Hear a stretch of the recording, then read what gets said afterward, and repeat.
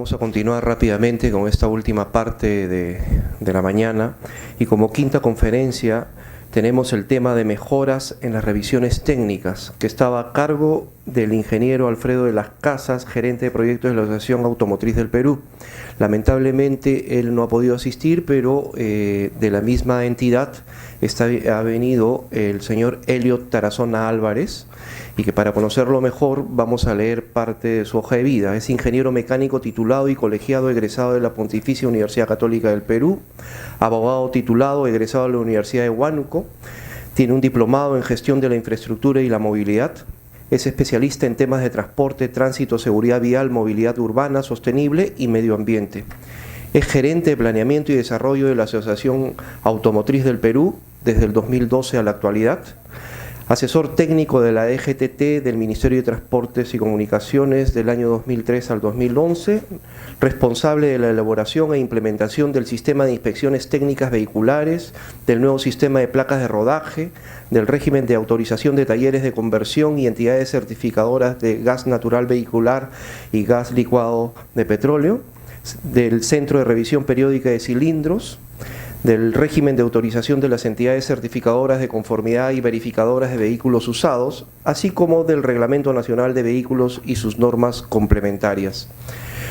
También es miembro del Consejo Supervisor del Sistema de Control de Carga de Gas Natural Vehicular del año 2005 al 2011, del Comité de Gestión Iniciativa Aire Limpio Lima Callao del 2010 al 2011, y formó parte de la Comisión Multisectorial de Alto Nivel para presentar el Plan de Cambio de Matriz Energética del país del año 2005 al 2006, como también de la Comisión Nacional para la Promoción del Uso de Gas Natural Vehicular en el año 2005 al 2006. Lo vamos a invitar a que pase al podio para su exposición.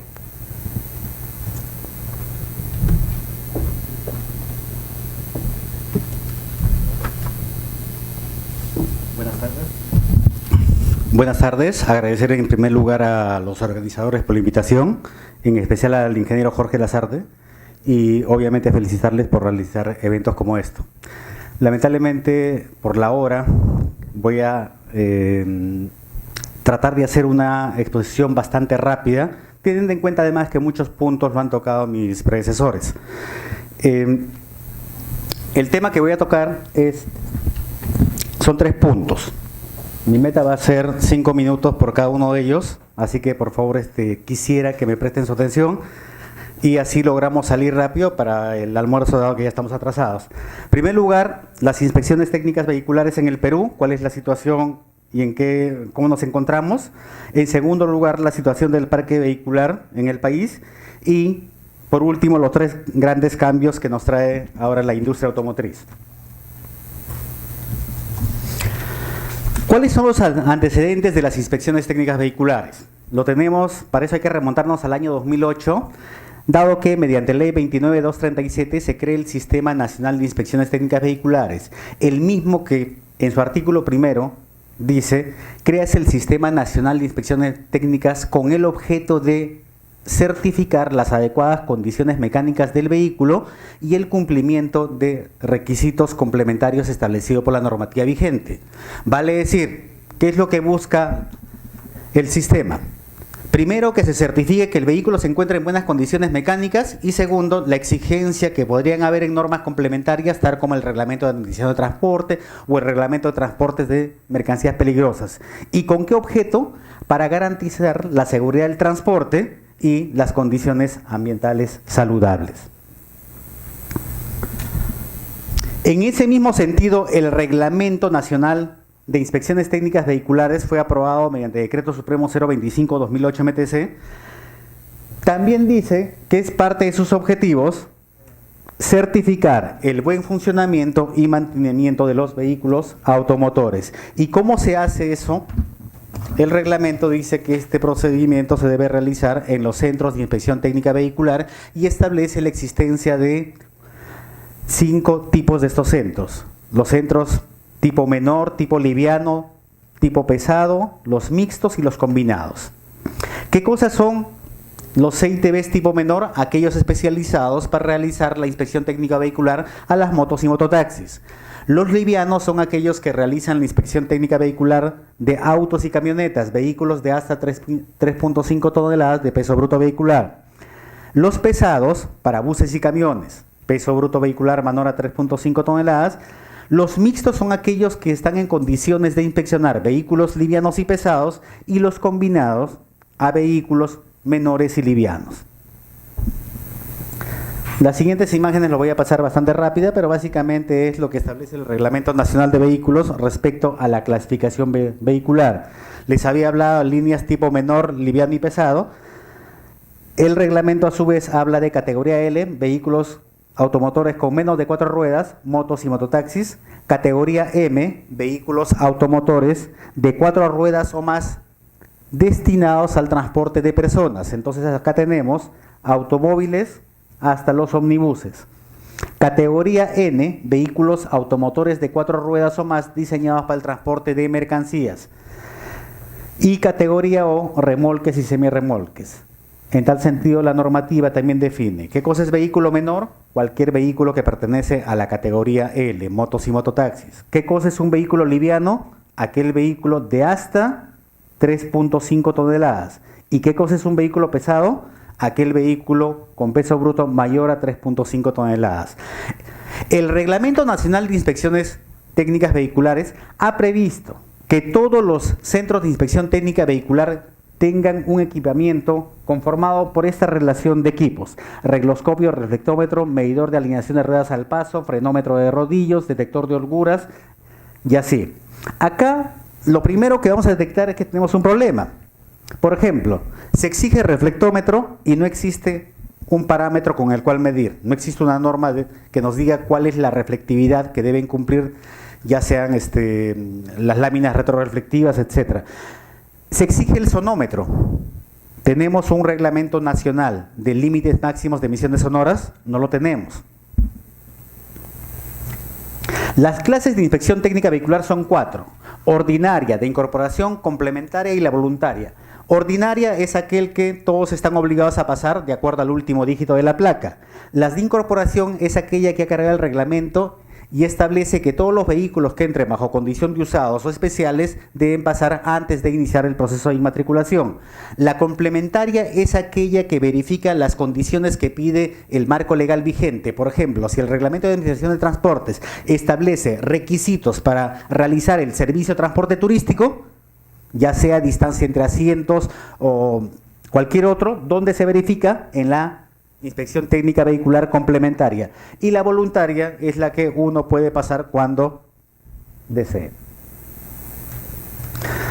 Esta es la frecuencia con la que deben pasar los vehículos de inspección técnica vehicular. Acá es muy importante, por ejemplo, para todos nosotros, particulares para transporte de personas, es anual a partir del 4º año. Pero fíjense, una llamada que dice la norma es: la antigüedad se cuenta a partir del año siguiente al de su fabricación. Vale decir, si nosotros tenemos un vehículo fabricado el año 2014, el primer año es 2015, segundo año 16, tercer año 17 y cuarto año 18. Recién este año está en la obligación de pasar. ¿Y cómo se pasa? De acuerdo al último dígito de la placa de rodaje. El proceso de inspección técnica vehicular establece la norma que debe realizarse solo en los CITBs autorizados por el MTC y está dividido en un registro y verificación documentaria, una inspección visual y una inspección mecánica. ¿Cuándo se aprueba? Cuando el vehículo inspeccionado no presenta observaciones o estas son leves. Y obviamente, si son graves o muy graves, implica el rechazo y la desaprobación de la inspección técnica vehicular. En esa lámina se puede ver cómo es el proceso de inspección técnica vehicular y acá la observación más importante vendría a ser respecto a la conectividad, que donde hay un gran problema. Pero ¿cuál es la situación actual de las inspecciones técnicas vehiculares? Todo lo que les he dicho es lo que establece el marco legal. Primero, este cuadro lo he trabajado el día de ayer, en base a toda la información que he podido recoger de la página web del MTC. Fíjense, ¿cuántos CITBs tenemos autorizados en el Perú? 134 centros de inspección técnica vehicular. ¿Cuántas líneas? 229 líneas de inspección. La relación oferta-demanda en Apurímac, por ejemplo, alcanza 14.23%. ¿Qué significa eso? Cuando se hizo el diseño del sistema de inspección técnica vehicular se consideró dos parámetros. Primero, que la tasa de rechazo que debía tener los CITBs no debería exceder el 25%. ¿Por qué razón? Si nosotros o si el Estado comienza a rechazar mucho más vehículos o por encima de 25 o 30%, el sistema se puede caer. Es por eso que cuando se diseñó la tabla de interpretación de defectos se hizo gradual. Los primeros 3 años, muchas observaciones que podían ser consideradas graves se tomó como leves. Se fue en escalera, en una segunda etapa más exigente y en una tercera mucho más.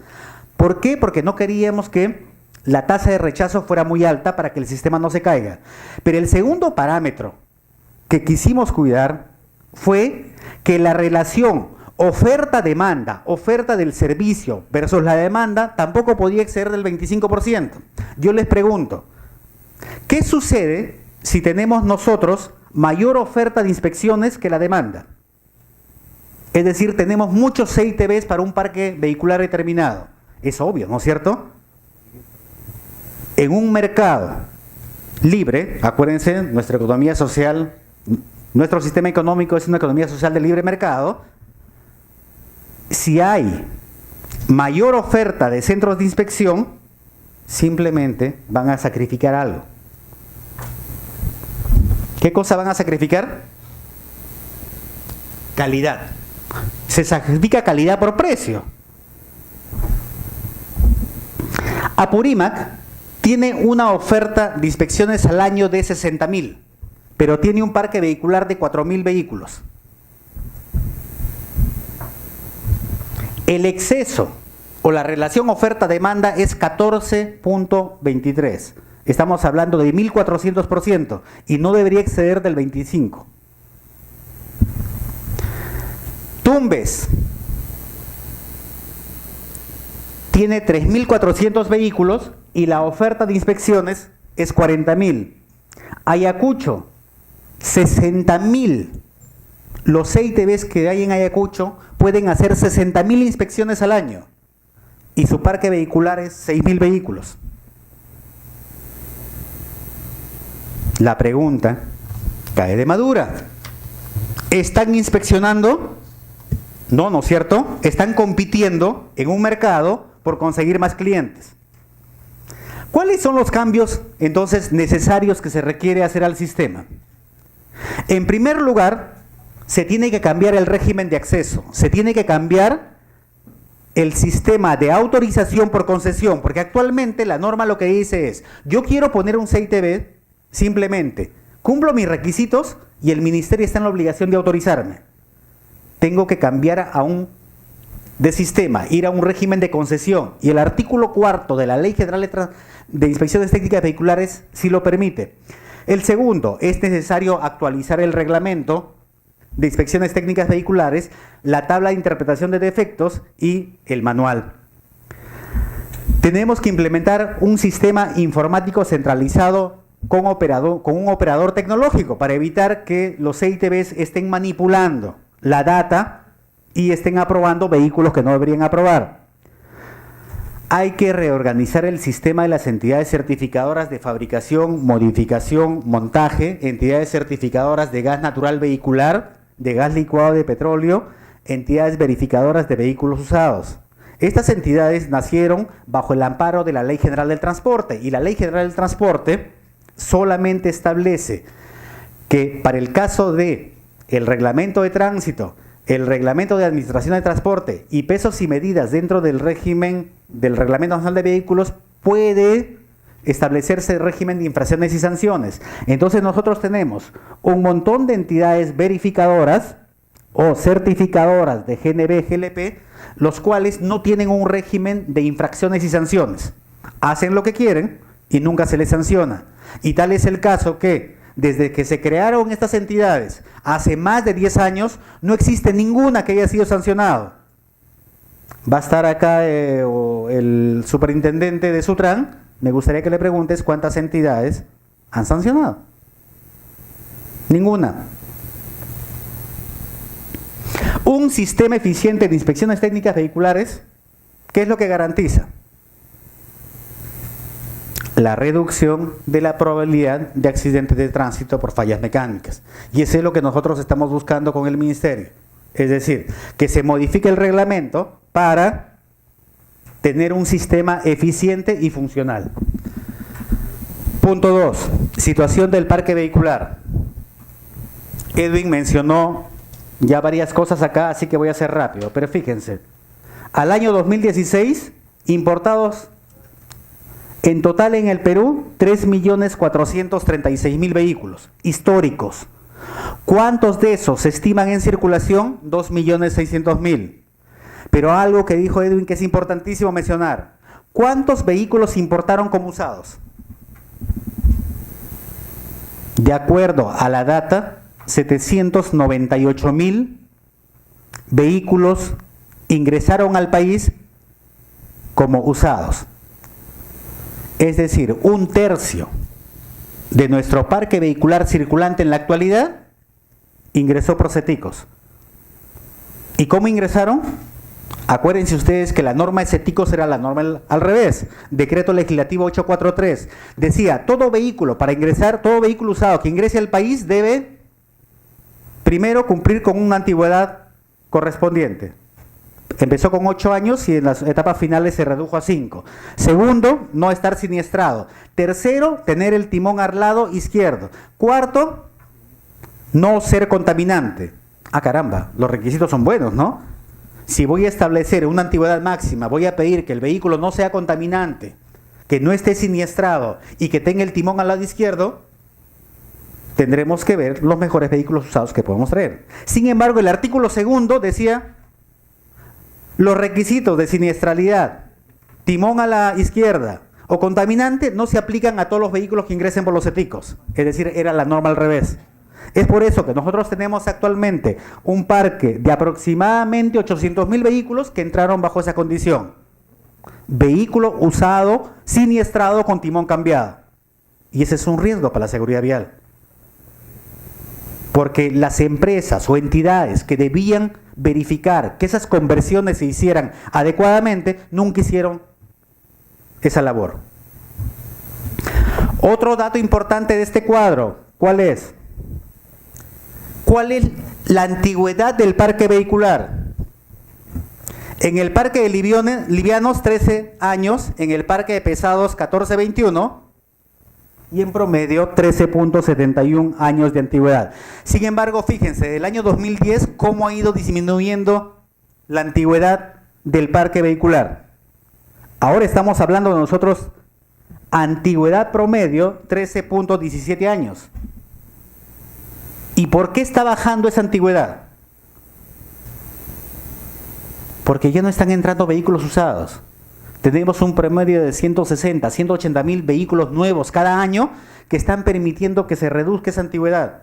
También lo mencionó el índice de motorización, 11.94 personas por vehículo. Esta es una lámina que también nos lo presentó, donde se puede comparar respecto a los países de Latinoamérica, donde nosotros estamos últimos. Acá, resumiendo rápidamente, 2.600.000 vehículos y el año 2016 ingresaron 167.000 unidades. ¿Cuál es nuestra tasa de renovación de parque? 6.3% y lo que yo les decía nos ha dado 13.17 años de antigüedad promedio. La tasa anual óptima de renovación, ¿cuánto debiera ser? 10%. ¿Por qué 10%? Si tuviéramos una tasa óptima como países modernos, significa que estaríamos renovando el 10% de nuestro parque vehicular, la antigüedad promedio iría 5 años, el vehículo más moderno, obviamente del año, y el más antiguo de 10 años. ¿Nos va a tomar tiempo? Sí, pero debemos seguir en eso. También Edwin mencionó respecto al índice de motorización, solamente comparable con Colombia.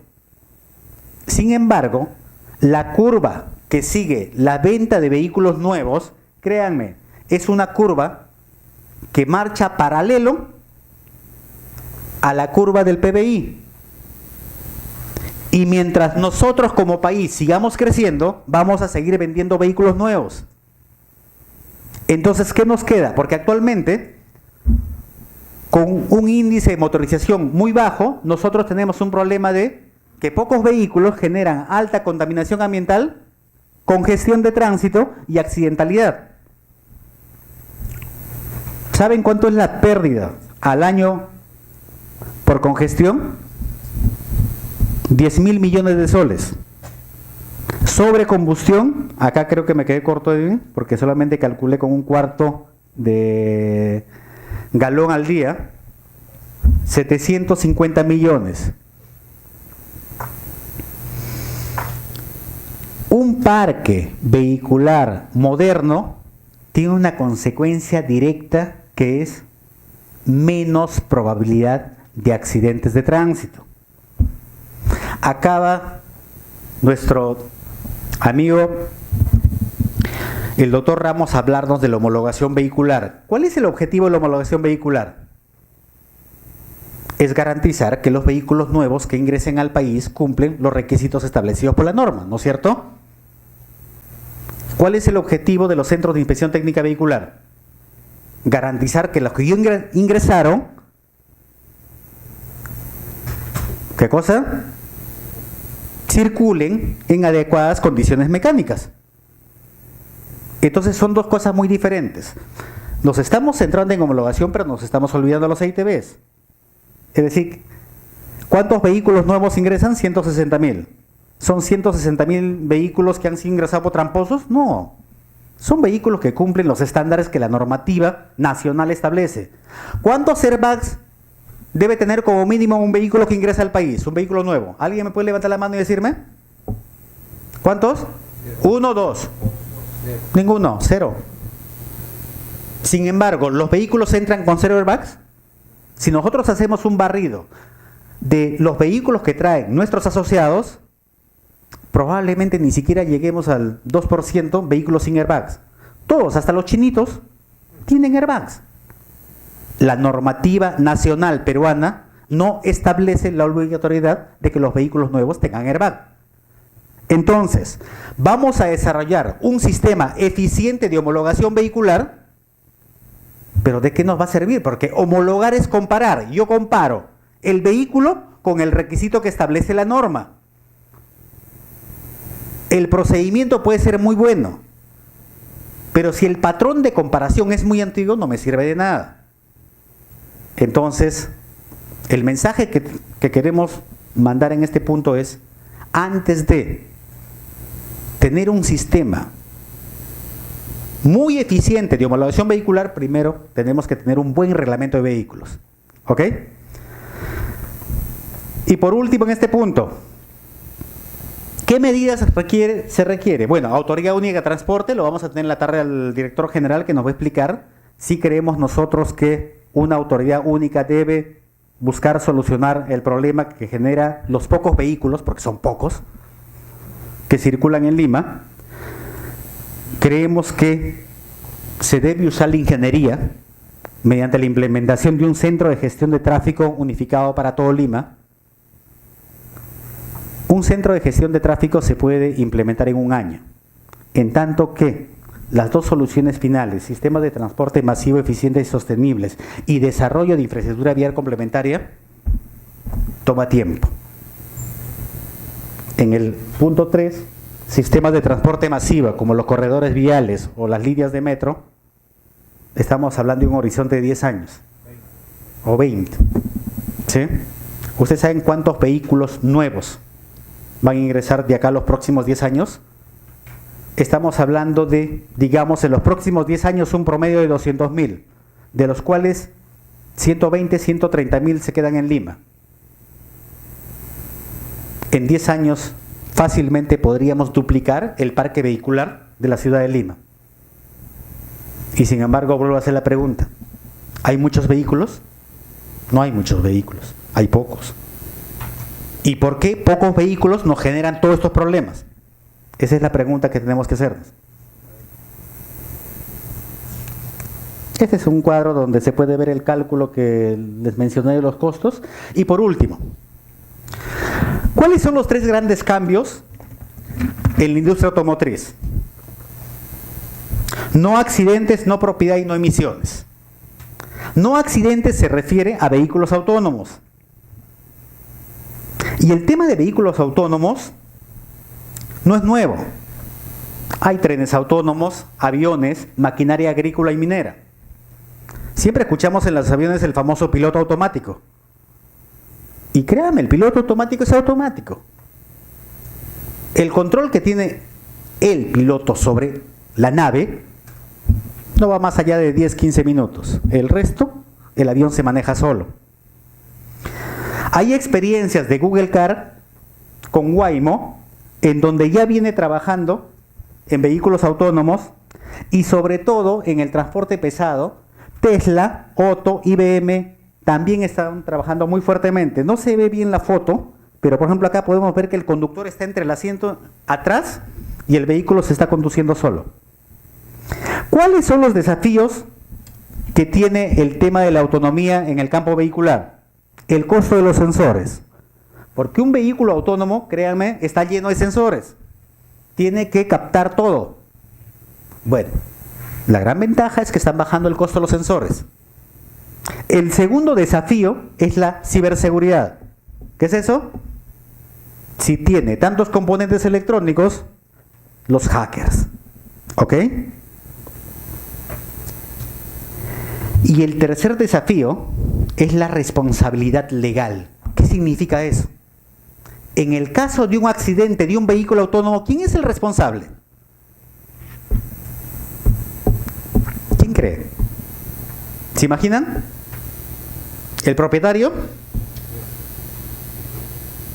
El fabricante. Y la industria automotriz así lo ha asumido. El fabricante del vehículo autónomo está asumiendo la responsabilidad legal. Eso nos va a garantizar que los vehículos autónomos que se pongan en circulación van a salir con garantía de fábrica. ¿En qué? En el tema de su autonomía. ¿Cuál es el camino que se prevé? 2016, un sistema parcialmente automatizado. Ya estamos viviendo, ya incluso en el país se puede comprar vehículos que tienen unos sensores que detectan las franjas laterales y dan algunos pitidos cuando el vehículo comienza a salir. El año 2020 vamos a llegar a un mercado altamente automatizado, donde el conductor, o sin embargo el conductor aún debe estar en condiciones de poder retomar el control del vehículo. Pero finalmente el año 2025 ya llegamos al piloto automático, donde los vehículos se van a conducir sin necesidad de supervisión del conductor. También lo mencionaron esto. La no propiedad. Acuérdense que estamos viendo cuáles son los tres grandes cambios en la industria automotriz. La no propiedad es muy simple. Las nuevas generaciones, como ya lo mencionaron hace un rato, piensan menos en ser dueños de un vehículo. Están usando otros sistemas. ¿Cuáles son esos sistemas? El car sharing, el carpooling, es decir, compartir el vehículo. Fíjense, estas son unas estadísticas donde nos dicen que la generación Y, que son nacidos después del 80, en la India, en China, en Estados Unidos, son los que más usan estos sistemas del auto compartido. Ahora bien, si es una megatendencia hacia dónde va la industria automotriz, ¿qué significa usar el auto compartido? Fácil, ¿no es cierto? Menos vehículos en circulación. ¿Cuáles son las consecuencias de tener menos vehículos en las vías? Menos contaminación y menos probabilidad de accidentes de tránsito. Por lo tanto, mejora en la seguridad vial. Y por último, la tercera megatendencia, ¿cuál es? Cero emisiones. ¿Con qué se va a dar eso? Con los vehículos eléctricos. Lo mencionaron también, la tecnología de los vehículos eléctricos no es nueva. es una tecnología muy antigua. Fíjense, al inicio del siglo XX, el 40% de los motores existentes en el mundo eran a vapor. ¿Se acuerdan? Las máquinas a vapor. El 38% de los motores eran eléctricos y solo el 20% eran motores de combustión interna, gasolina. Sin embargo, si existía motores de combustión interna, motores eléctricos, ¿qué pasó? Bueno, simplemente la masificación o la amplia disponibilidad de un combustible como la gasolina y obviamente la intervención de Ford en masificar todo hizo que la industria automotriz eligiera como fuente de energía los productos derivados del petróleo, dejando al vehículo eléctrico de lado. Porque fíjense, ya habían vehículos eléctricos en aquella época. Bien, ¿y a dónde vamos? Actualmente, ya con esto termino, el parámetro que está marcando la revolución en el tema de los vehículos eléctricos es el costo de la batería. En el año 2015, una batería de iones litio costaba $350 por kilowatt hora. En el año 2022, este costo se va a reducir a $150. Y es en ese momento donde se va a iniciar la revolución del auto eléctrico. Pero donde realmente viene el despegue es en el año 2026, donde el precio se estima que va a llegar a $100 por kilowatt hora. El Tesla Model S,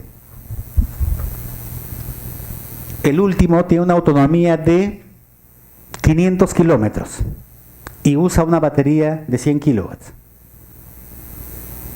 Actualmente es caro, $60,000-$80,000.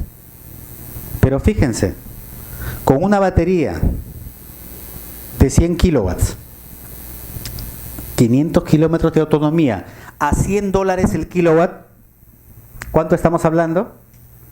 Que solo el costo de baterías va a significar $10,000. Y recuerden que actualmente se estima que el precio de las baterías exceden al resto del vehículo, es más de la mitad. En el año 2040, los vehículos eléctricos costarán menos de $22,000. Pero lo más importante es que el 35% del total de vehículos que se vendan, es decir, estamos hablando de más de 40 millones de vehículos, serán eléctricos. Fíjense, año 2040, esta información nos la da Bloomberg. Aproximadamente 120 millones de vehículos que se van a vender al año. Y un tercio van a ser eléctricos. Pero cuando hablamos de eléctricos, estamos hablando vehículo eléctrico batería. ¿Y qué va a pasar con el otro 65%? ¿Se va a seguir vendiendo vehículos con motores de combustión interna? ¿Solos? Probablemente. Pero en realidad van a ser híbridos. Eso va a significar un cambio radical en todo el sistema. Bien, señores, muchísimas gracias. Hasta luego.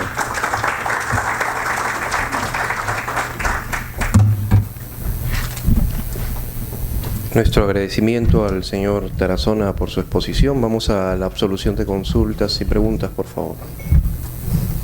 ¿Cómo se puede disminuir el centro de inspección vehicular? ¿De quién depende? ¿Por qué no se puede inspeccionar a ellos mismos? ¿Por qué no se supone que lo importante es la seguridad vial? De hecho que el objetivo principal es la seguridad vial. Nosotros queremos que se garantice la circulación de vehículos en buenas condiciones mecánicas de operación. Es por eso que el Ministerio está trabajando, sabemos eso, en la mejora de las normas. Primero, yo les decía ahí, etapas de la verificación de la inspección técnica vehicular, una de ellas es verificación documentaria. Debe cambiarse algunas exigencias, por ejemplo, si el vehículo tiene SOAT o no tiene SOAT, probablemente deba verificarse en otra etapa. El CITB lo que tiene que garantizar, ¿qué cosa es? Vehículo circula en buenas condiciones mecánicas de operación. ¿Ok? Para que eso se dé, el mercado, ¿cómo debe ser? ¿Se acuerdan cuando les mostré el cuadro donde yo les decía que en Apurímac la oferta de inspecciones excede a la demanda en 1400%? ¿Ustedes creen que se inspecciona un vehículo o simplemente se está vendiendo certificados? Y eso pasa en todo el Perú. Ustedes saben que en Lima, ¿cuántos CITBs creen que existe? Existen 39 CITBs. Increíble, ¿no? Siempre pensamos en Lidercon con sus 3 centros y por ahí un par más. No, existen 39. Y Lima, estando en el último lugar, tiene una relación oferta-demanda de 1.17. También está mal. Sí se puede corregir, por lo cual el Ministerio tiene que comenzar a tomar acción. Las plantas de revisiones técnicas son un saludo a la bandera, ni remotamente cumplen con su objetivo, simplemente venden calcamonías. ¿Qué hacemos con ellas? Lo que les decía, tiene que cambiarse un sistema de autorización por concesión. Uno de los requisitos más importantes que pedían las normas exigentes en el Ministerio era la presentación de una carta fianza. Yo quería ser certificadora, dependiendo si era de gas natural vehicular, $300.000 de carta fianza. Si era un CITB, $100.000. Todas estas cartas fianzas fueron declaradas barreras burocráticas por el Indecopi. Entonces mañana cualquiera de nosotros podemos ir, pedir una autorización y como ya no existe esa exigencia que era la más complicada de cumplir, que era la carta fianza, nos van a dar la autorización. ¿Cómo podemos cambiar? Cambiando el modelo de acceso. No autorización, sí concesión. Es decir, tendrán que el Ministerio, mediante los mecanismos que la ley lo permite y mediante el análisis del parque vehicular de cada una de las regiones, establecer mecanismos de concesión. Si en La Libertad solamente admite 3 centros de inspección técnica vehicular con un máximo de 5 líneas, eso se tiene que licitar y no lo que está pasando ahora. Dice, los gremios de transportes de carga, mientras existían, exigían un plan de renovación ¿qué cantidad de camiones de carga pesada existen actualmente con más de 30 años de antigüedad? ¿Y qué se necesita para sacarlos del mercado con un plan de renovación de vehículos? Sistema de chatarreo vehicular. El único mecanismo actual que puede funcionar para lograr solucionar el problema del transporte terrestre es un adecuado sistema de chatarreo vehicular. El problema que es plata. ¿Qué cantidad, de acuerdo a la norma, de acuerdo a la data del MTC, estamos hablando ya alrededor de 300.000 vehículos de transporte de carga registrados, de los cuales un tercio tiene una antigüedad mayor a los 15 años. Es decir, que debieran salir porque acuérdense que la antigüedad máxima de permanencia son 15 años. Esos vehículos debieran salir. Pero también es cierto que la antigüedad máxima de permanencia lo están aplicando a los de transporte de personas y no a los de mercancías. ¿Cuánto implica esto? Depende de la valorización que se haga en estos procesos. Sí, pero el único mecanismo es proceso de chatarreo vehicular, probablemente a los que tengan entre 15 a 20 o 25, y los que son y tienen una antigüedad mayor de 25 o 30, un sistema eficiente de inspecciones técnicas vehiculares debería ser el mecanismo mediante el cual permita sacarlos de circulación. Y una última pregunta. Uno de los equipos de un CITB es el reflectómetro. ¿De qué depende la implementación del equipo y de los niveles máximos y mínimos de cumplimiento? Depende básicamente que el Ministerio establezca los valores de retroreflectividad que debe medirse en este equipo. Es decir, ¿con qué valor yo rechazo o con qué valor apruebo? Y el tema está que no se ha aprobado esos valores. Yo podría ir con una linterna y decir, este es mi reflectómetro. ¿No es cierto? Porque al final no sé contra qué parámetro lo voy a comparar. El Ministerio de Transportes tiene que aprobar algo muy simple, ¿no? Estos valores de retroreflectividad implican la aprobación o la desaprobación de determinado parámetro que se está comparando. El retroreflectómetro básicamente lo que busca es medir el índice de retroreflectividad de la placa única de rodaje y de las cintas retroreflectivas. Ok, gracias. Muchas gracias, Helio. Lo único que me preocupa un poco es que felizmente aquí hay entre ustedes casi mitad funcionarios y actividad privada, lo cual es muy reconfortante para lo que voy a decir, y es que todos están mando al Ministerio de Transportes. Entonces lo único que hay que hacer es rezar para que el Ministerio de Transportes camine más rápido. Muchas gracias. Gracias.